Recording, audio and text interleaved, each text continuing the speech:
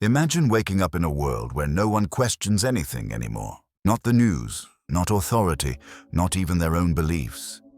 People scroll, nod, repeat, but never ask, why? You're surrounded by voices, noise, content, but no real thought. A digital fog thickens around the mind, numbing curiosity. This isn't a dystopian future, it's now. And most don't even notice. The death of critical thinking doesn't come with a bang. It comes with silence. We live in the age of infinite information and zero wisdom. Never before have we had so much access to knowledge, yet we use so little of it. Instead of engaging deeply, we skim, react, and move on. Speed has replaced substance. Emotion has replaced logic. We call it progress, but in truth, we're regressing. Intellectually, we've become consumers of content, not seekers of truth. Our minds are full, but our thoughts are shallow. There's a dangerous illusion of intelligence today. Because we carry smartphones, we think we're smart. Because we follow news, we think we're informed. But what we're really doing is outsourcing our thinking. We borrow opinions, we recycle narratives, we surrender doubt. We're not stupid in a technical sense. We're stupid by choice, and that makes it far more dangerous. Think about how often people say things like, "That's just how it is," or "I saw it online, so it must be true." These aren't harmless habits. They're signs of mental decay. When questioning becomes rare, conformity becomes culture. When doubt disappears, so does freedom. What's left is a society that obeys without resistance, and that's exactly what power wants. The system doesn't need you to think. It needs you to comply, to vote the way they want, to buy what they sell, to fear what they tell you to fear, and trust who they say to trust. In that world, critical thinking is a threat. So it's slowly being erased, not by force, but by distraction. 1,000 likes drown a single thought, and we cheer, thinking we're more connected than ever. But the truth is, we're more isolated in our minds than ever before. Real conversation is rare. Nuance is dead. We no longer sit with complex questions. We swipe them away. Everything must be easy, fast, and emotionally satisfying. Thinking is slow. Thinking is uncomfortable. So we choose stimulation over reflection, and we wonder why the world feels empty. We didn't lose our intelligence overnight. We abandoned it, piece by piece, click by click. Not because we were forced, but because it was easier. Easier to agree, easier to scroll, easier to follow, and in that ease, something sacred died, the courage to think. If we don't fight to get it back, stupidity won't just grow. It will rule, and we'll call it normal. Something deeply dangerous is happening, and most don't even notice. We're not facing a lack of intelligence, but a lack of thinking. People react more than they reflect. They follow headlines, not logic. They speak fast, but think slow, if at all. We've lost the space where questioning once lived, and that loss is shaping everything. Critical thinking used to be a daily survival tool. Now it's treated like a luxury, or worse, a threat. In schools, it's rarely taught. In social spaces, it's often punished. In politics, it's inconvenient. The ability to challenge ideas has been replaced by tribal loyalty, and loyalty requires silence. This isn't just happening to individuals, it's collective. We are witnessing a mass intellectual retreat. People no longer trust their own reasoning. They outsource truth to influencers, headlines, and trends. A kind of psychological sleepwalking is taking over, where questioning makes you difficult or dangerous, and truth becomes whatever feels good.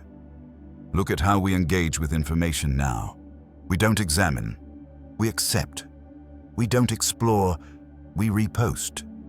Most debates are echo chambers. Disagreement is viewed as a personal attack, and nuance, it's almost extinct.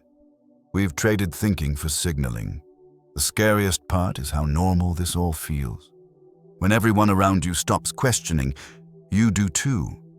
It becomes easier to just go along, to avoid conflict, to fit in. Little by little, the desire to think dies, and in its place, we grow obedient, quietly, obedient to culture, to trends, to noise. This slow death of thought has real consequences. It leaves people vulnerable to manipulation, to propaganda, fear, and simple answers. Without critical thinking, we can't tell real from fake. We become easy to control and easy to divide. A society without thought is a society built on lies, and no system built on lies can stay free. The problem isn't just that we're thinking less. It's that we don't see the cost of thinking less. We don't feel what we've lost until it's gone. Freedom, autonomy, awareness. These things depend on the ability to think for yourself. And once you forget how to think, you forget you ever could. One of the biggest culprits is information overload. We are flooded with data, notifications, content, non-stop. Our brains weren't built for this level of input. The result? Mental fatigue, confusion, apathy. Too much noise leads to less clarity, not more. We scroll endlessly, but absorb almost nothing. In the chaos of constant input, thinking gets drowned out. Next, algorithms are training us, not to think, but to react. Social media isn't neutral. It feeds us what we already believe. It rewards outrage, not insight. It creates bubbles that confirm, never challenge. We become addicted to agreement and allergic to doubt. We think we're informed, but we're just entertained. And truth becomes whatever gets the most engagement. Education plays a quiet but powerful role in all this. Most schools don't teach how to think. They teach how to obey. Students learn to memorize and repeat, not question and explore. Creativity is stifled. Conformity is rewarded. Independent thought becomes rare or punished. A student who questions too much is seen as disruptive. And that habit follows us into adulthood. We also live in a culture of speed and reaction. Fast thinking is praised. Deep thought is seen as slow or weak. We're expected to have instant opinions on everything. We don't pause to research or reflect. We just react. Loudly, emotionally, publicly. Silence is uncomfortable. Doubt is shameful. But both are essential for thinking. Then there's the fear of being wrong. We live in a world where mistakes are punished instantly. Being wrong can mean losing your job, your reputation, your place. So people play it safe. They copy the right opinions. They silence their own doubts. They perform knowledge instead of seeking it. Fear kills curiosity. And with it, intelligence. Another cause is the worship of convenience. Thinking is hard. Reflecting takes time. It's much easier to let someone else think for you, to follow influencers, headlines, trends. Comfort is addictive, and it numbs the need to question. We choose ease over truth, and slowly we forget how to do hard mental work. Finally, we're taught to value image over depth. Everything is branding. Everything is surface. We perform intelligence, but avoid complexity. We care more about looking smart than being wise. This creates shallow thinkers with loud voices. We repeat ideas without testing them, and we call it being informed. When critical thinking dies, manipulation thrives. People believe whatever they're told, as long as it sounds familiar. Propaganda no longer needs force. It just needs repetition. Fear becomes a tool for control, not awareness. We start to confuse emotion with truth. And whoever controls the narrative controls the masses. This is how power wins. Quietly, we also lose our mental autonomy. Without reflection, we become echo chambers of the culture. Our beliefs aren't ours. They're inherited, recycled, performed. We live second-hand lives, driven by trends and algorithms. Personal agency dissolves into collective noise. We become easy to direct, easy to distract. And worst of all, we think it's freedom. The collapse of thought also brings extreme polarization. Without nuance, everything is black or white. You're either right or evil. No in-between. People stop talking, start shouting. Debate dies. Dialogue dies. Tribalism becomes identity, and the possibility of common ground disappears. On a personal level, it breeds deep anxiety. When we don't understand the world, it feels chaotic. When we can't make sense of things, fear grows. And when thinking is weak, fear wins. People cling to simple answers, even if they're false. They need certainty, not truth. And that hunger for safety creates blind obedience. Socially, we see a rise in conformity.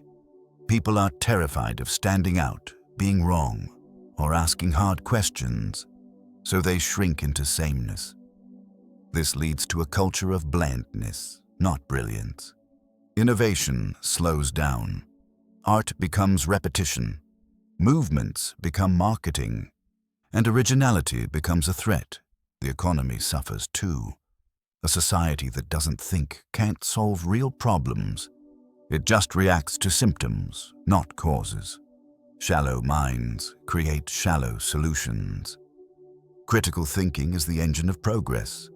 Without it, we stall. Complex issues are reduced to sound bites, and long-term thinking is replaced by short-term noise. Finally, we lose our spiritual depth. Thinking isn't just intellectual, it's existential. It's how we understand who we are and why we exist.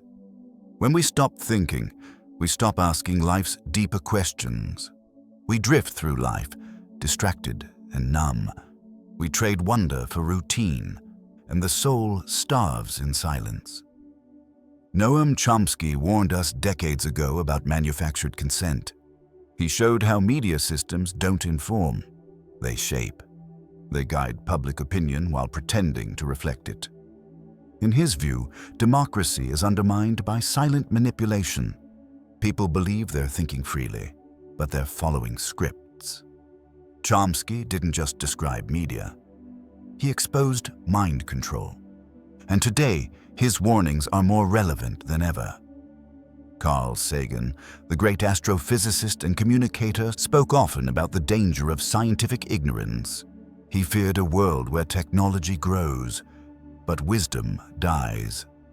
In The Demon-Haunted World, he wrote about a future where people lose the ability to distinguish sense from nonsense. His baloney detection kit was a call for skepticism and a defense against cultural stupidity. Daniel Kahneman, a Nobel-winning psychologist, explained how the mind runs on two systems. System 1 is fast, emotional, automatic. System 2 is slow, rational, effortful. Modern life trains us to live in System 1, constantly reacting. But truth requires System 2, reflection, patience, doubt. Kahneman showed, lazy thinking is our default, and it's dangerous. Erich Fromm took a different route, the psychological one. In Escape from Freedom, he showed how people fear freedom. True autonomy is scary, so many surrender it. They join ideologies, follow strong leaders, avoid doubt. Fromm warned people would rather obey than think. That submission isn't weakness. It's a defense mechanism, and societies are built on that surrender. Socrates, the father of Western philosophy, was executed for asking too many questions. He challenged his society not by preaching, but by provoking thought through dialogue. His method, the Socratic method, wasn't about answers. It was about inquiry, discomfort, reflection. A society that fears questions, he knew, fears itself. Even modern neuroscientists confirm this pattern. The brain loves shortcuts. It's efficient but risky. Cognitive biases like confirmation bias, availability bias, and groupthink all prove how easily we're misled. We don't see reality, we filter it. Without active effort, we become prisoners of perception. Science doesn't save us from stupidity. Awareness does. All of these thinkers, philosophers, scientists, psychologists, have offered us maps out of mental decline. But maps don't work if we never look at them. The warnings have been clear for decades. It's not that we weren't told, it's that we stopped listening. And now, we're living in the world they feared. Pause and ask yourself a simple but dangerous question. Who gains when you stop thinking? Who profits when you react instead of reflect? Who benefits when you fear complexity and crave certainty? Look around. The loudest voices rarely want you to question them.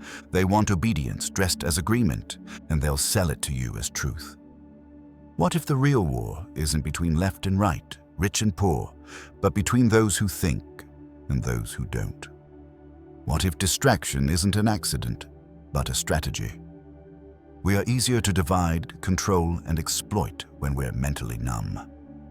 Critical thought is bad for business and dangerous to authority. So it's no surprise we're being trained to avoid it. We're not just consumers of content. We're products of programming. This isn't just about intelligence. It's about consciousness. To think is to be awake. To question is to be alive. When we lose that, we become shells of ourselves. Drifting through life on autopilot, living someone else's script. Real freedom begins when we stop running from doubt, because doubt is the birthplace of wisdom, and the death of critical thought is a spiritual crisis. Have you ever stopped and asked, why do I believe what I believe? Not what, but why? Where did these ideas come from? Are they truly mine, or were they handed to me? Self-inquiry is uncomfortable, yes, but it's sacred. And without it, we're just echoing noise. Thinking is hard. It's not sexy. It's not fast. It doesn't go viral. It doesn't trend. But it's the foundation of everything meaningful. Justice, love, creativity, growth. They all require thought. They demand presence, patience, and contradiction. We live in a world allergic to all three, and that allergy is costing us our humanity. The more you awaken, the more alien the world may feel. You'll notice how shallow the conversations are, how empty the news cycle is, how much energy is spent avoiding real thought. But don't let that discourage you. Let it sharpen you. Let it remind you. Staying awake is an act of courage. So ask again, who benefits when you stop thinking? And then ask the better question, who suffers when you don't wake up? The answer isn't just political, it's personal. It's not just about the world out there, it's about the world inside you, and whether you're willing to reclaim it. The first step is simple, but hard. Slow down. Thinking requires time. Depth needs stillness. In a world of speed, silence becomes resistance. Turn off the noise. Pause before reacting. Let your mind breathe between the scrolls. Reflection isn't passive, it's revolutionary, and it starts with reclaiming your attention. Read deeply, not just widely. Don't settle for summaries and quotes.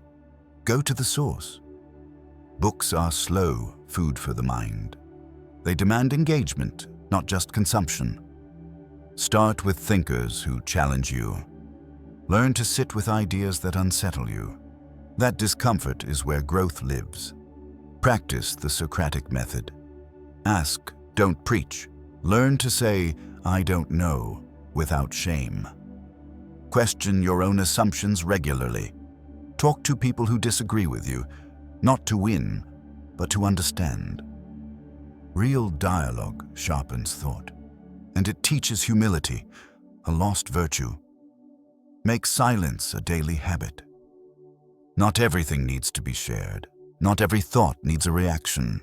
Create space for internal conversation. Think before you speak. Reflect before you post. We've lost touch with our inner world, and without it, we can't know what we truly believe. Train your mind like a muscle. Expose it to difficulty. Don't run from confusion. Engage with philosophy, science, history. Learn logic, argument, rhetoric. Thinking is a craft that can be sharpened, but only if you treat it like one. Comfort is the enemy of clarity. Develop intellectual courage. Be willing to be wrong. Be willing to change your mind. Be willing to be misunderstood. The truth isn't always popular, but it's always worth it. Real thinking demands risk, but the reward is personal freedom. Above all, remember why it matters. This isn't about winning debates or sounding smart. It's about living with awareness and integrity. It's about becoming someone who can't be easily fooled, who resists manipulation, seeks truth, and questions power. That kind of mind is rare and dangerous to the status quo, which is exactly why we need more of them. In a world built on noise, quiet thought is rebellion. To pause, reflect, and question is to reclaim your mind.